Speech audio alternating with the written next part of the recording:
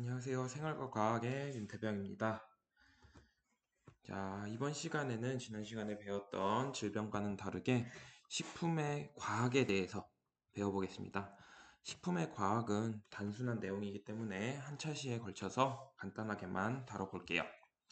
자, 식품의 과학은 첫 번째, 영양 성분표에는 무엇이 있는가? 그리고 두 번째, 영양소에는 어떤 것이 있는가?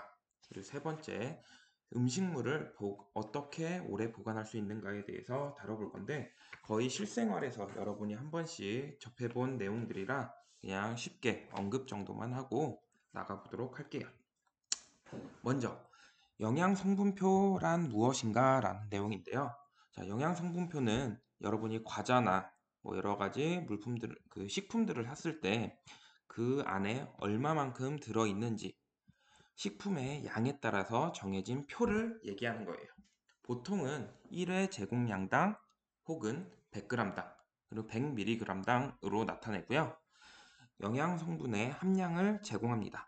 그래서 총량이 160g인 음식에 대해서는 1회 제공량이 80g일 경우 총 2회 제공량이라고 포함이 돼요. 그리고 더 세분화하면 1회 제공량당 뭐 어떤 물질이 얼만큼 들어있는지 그거에 대해서 나타나게 됩니다. 자, 교과서 45페이지를 보면 영양 성분표에 대해서 좀 더 자세히 나와 있는데 방금 얘기한 1회 제공량 1개 80g, 총 2회 제공량이 제공이 되고 또 1회 제공량당 함량은 얼마나 되는지 그리고 열량은 어떻게 되는지 그리고 칼슘, 철, 바이타민이라고 나와 있는 게 흔히 생각하는 비타민이라고 생각하면 돼요. 그리고 영양 성분은 무엇이 있는지 그리고 퍼센트는 얼만큼을 차지하는지 그리고 단백질, 트랜스 지방 등이 얼마나 있는지를 나타내고 있어요. 자, 여기서 열량은 식품에 함유된 에너지의 양을 얘기하고 또 포화 지방은 동물성 식품에 그리고 좀 전에 얘기했던 트랜스 지방은 보통 가공식품에 특히 다량으로 함유해 있다고 해요. 자, 그리고 콜레스테롤은 지질의 즉 지방의 일종으로 계란 노른자 그리고 돼지고기, 새우 등 동물성 식품에 다량으로 함유가 되어 있다고 하네요. 이것만이 아니라 나트륨, 우리나라 식성이 약간 짜다고 많은 얘기를 들었잖아요. 그래서 세계적으로 1일 목표 섭취량을 20mg이라고 하였을 때 한국의 1일 섭취량은 대략적으로 3,890 mg이라고 해요. 수치로만 봤을 때도 거의 1.9배에 달하는 굉장히 많은 과다 섭취를 하고 있다는 것을 알 수 있어요. 그래서 교과서에 나와 있듯이 과다 섭취는 고혈압, 심장질환, 신장질환, 그리고 골다공증 등 여러 가지 병을 얻을 수 있다고 하네요. 그러니까 너무 짜게 먹는 습관은 좋지 않을 것 같아요. 자, 두 번째로 그렇다면 영양소에는 어떤 것들이 있는가라는 건데요.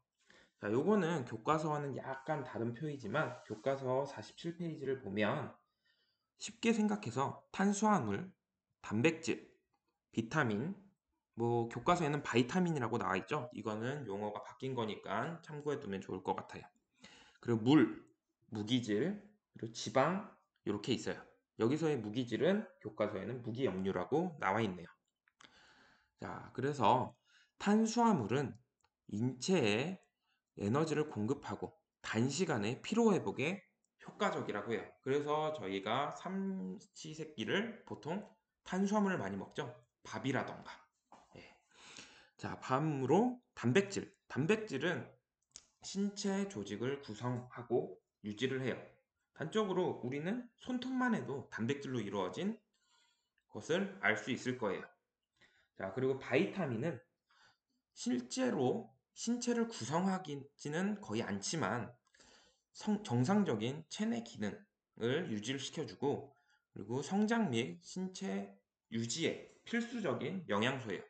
그래서 피곤하거나 체내 활동이 안 돼 있을 때 우리 비타민을 챙겨 먹죠. 자, 그걸 잘 생각해 주시고 교과서에 나와 있는 용어대로 무기염류, 즉 여기서는 무기질이지만 교과서는 무기염류로 나와 있기 때문에 무기염류는 체내의 여러 생식 기능을 조절하고 유지해주는 역할을 해요. 그 예로는 칼슘이나 철분. 자, 칼슘도 많이 먹고 요즘 철분제도 많이 먹죠. 자, 그리고 지방은 모두 다 알고 있듯이 근육이 주로 사용하는 연료라고 해요. 그래서 운동을 통해서 지방을 감소시키는 일을 많이들 하죠. 자, 영양소에는 이렇게 총 물까지 해서 6가지가 나와 있는데요. 자, 책에 나와 있는 내용도 한 번씩 읽어보면 좋을 것 같아요. 자, 마지막으로 음식물은 어떻게 오래 보존할 수 있는가? 라고 해요. 자, 우리는 대부분의 영양소를 음식으로 섭취를 하죠. 근데 이 음식이 금방 상해버리면 항상 우리가 뭐 바닷가 옆에 사는 것도 아니고 계속 나무를 캐서 살 수도 없는 거고 보존을 해야 되잖아요. 그래서 예전부터 식품을 건강하게 보관하는 방법이 이제 연구가 되어 있는데 총 7가지가 교과서에는 소개가 되어 있어요. 자, 먼저 첫 번째, 식품 보관법에는 7가지가 있는데, 자, 이거에 대해서 식품 보관이라는 게 무엇인지를 먼저 알아야 될 것 같아요. 자, 식품 보관은 수분, 온도, 햇빛, 산소의 작용으로 이제 미생물이 번식하면서 쉽게 얘기하면 상하게 만드는 것을 방지하는 그것을 얘기해요. 그래서 수분이나 뭐 여러 가지 미생물을 번식할 수 있는 환경을 제한해 주는 건데, 그럼 건조를 시켜서 수분을 제거를 하면 식품의 보존성을 높일 수 있죠. 자, 그래서 우리가 쉽게 냉장고에도 냉동실에 보관을 하면 수분이 얼어서 더 이상 미생물이 번식하기가 어려운 환경이기 때문에 보존성이 높아지기도 해요. 자, 이러한 방법으로는 건과법, 그리고 건어법, 그리고 나물 말리기 등으로 분류를 합니다. 자, 먼저 건조법은 우리가 모두 알고 있듯이 저장 온도를 낮게 유지시켜서 미생물의 생육 억제 및 효소 작용 억제를 통해 저장을 하는 것을 말해요. 쉽게 얘기하면 그냥 말리는 거예요. 마르면 당연히 수분이 없으니까 미생물이 번식하기가 어렵겠죠. 자, 두 번째, 저온 저장법이라고 해요. 자, 저온 저장법은 식품의 저장 온도를 낮게 유지시켜서 이제 미생물의 생육을 억제시키는 것이라고 해요. 이 PPT에는 내용이 이제 염장법에 대한 설명을 선생님이 잠시 착각을 했네요. 자, 건조법이 이제 수분을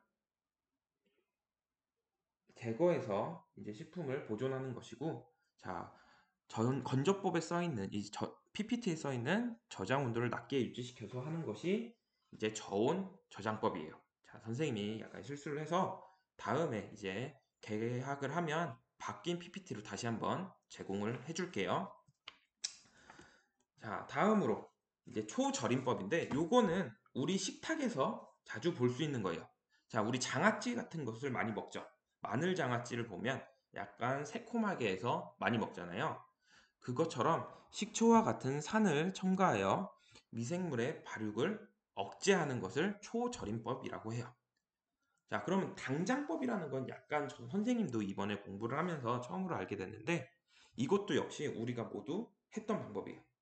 이거는 쉽게 생각하면 청을 담근다고 생각을 하면 될 것 같아요. 꿀이나 설탕을 첨가해서 이제 그냥 먹기 힘든 생강이나 유자, 모과, 그리고 연근, 정과 등을 만들어서 미생물의 생육을 저지하는 방법이라고 하네요. 자, 과일청은 우리 모두 먹어봤죠? 그걸 생각하면 될 것 같고요. 자, 그리고 훈연법.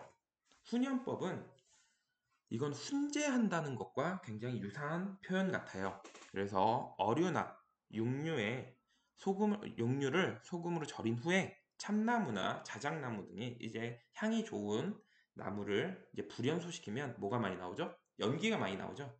그래서 그 연기를 통해서 식품을 건조시키는 것을 훈연법이라고 해요. 자, 다음으로 이제 가열살균법은 요거는 그냥 미생물이 뜨거운 온도에서 살 수 없기 때문에 가열을 통해서 미생물 자체를 살균시켜 버리는 거예요. 그래서 보통 이제 청을 담그거나 할 때 그 병을 한번 끓는 물에 살균을 한 다음에 하잖아요. 그런 것처럼 이거는 약간 가열살균법 단독이 아니라 여러 가지 다른 식품보관법과 융합해서 쓸 수 있는 방법이에요. 자, 교과서로도 한 두세 페이지밖에 되지 않는 내용이기 때문에 한 번씩 읽어보면 좋을 것 같아요. 이제 교과서에 있는 그림을 선생님이 같이 따와서 보면 좋은데 아직 요 그림과 똑같은 걸 선생님이 잘 구하지 못해서 이렇게 진행하는 거 좀 양해 부탁드려요. 그리고 아까 얘기했듯이 건조법, 저온 저장법, 그리고 염장법을 선생님이 이제 PPT에 잘못 나타냈기 때문에 이제 교과서를 다시 한번 읽어보면서 교과서 내용대로 다시 한번 정리해보면 좋을 것 같아요. 자, 이제 수요일날 개학을 한다고는 하는데 하게 되면 여러분과 이제 제대로 교실에서 수업을 하면 더 좋을 것 같네요. 자, 수고하셨습니다.